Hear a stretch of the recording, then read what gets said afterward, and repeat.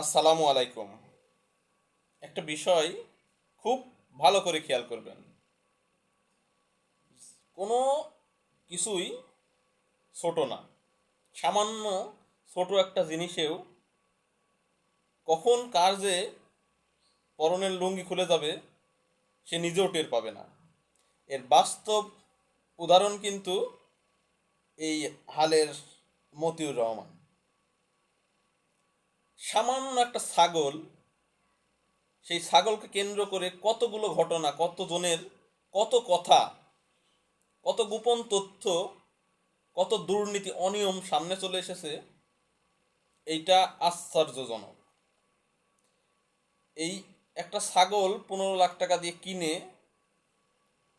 মতিউর রহমানের দ্বিতীয় বিয়ের তথ্য সামনে এসেছে, তার দুর্নীতির কথা সামনে এসেছে,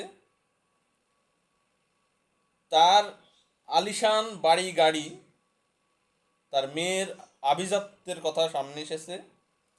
অন্যায়ভাবে অনিয়মের মাধ্যমে শেয়ার বাজারে বিনিয়োগ করেছে।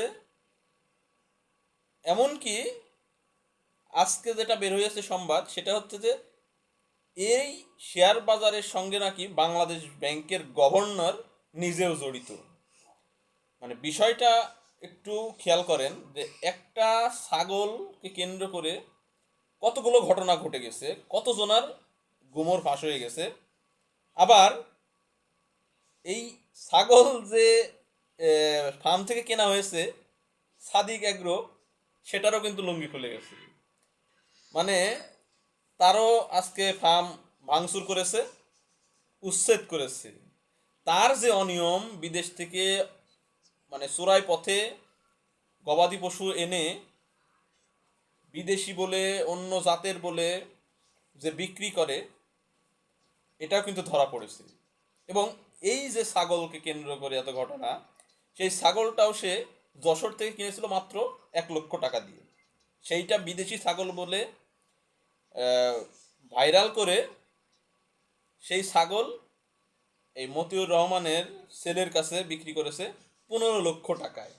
তুমি জানো আব্বু? এটা তুমি জানো? তাহলে চিন্তা করো আব্বু, যে এই একটা সামান্য ছাগল কতজনার লুঙ্গি খুলে দিয়েছে। তুমি বুঝতে পেরেছো আব্বু? অতএব কোনো জিনিসই ছোট নয়। ঠিক আছে? আব্বু হাসি দিয়েছে, তার মানে আমার কথা ঠিক আছে। ধন্যবাদ।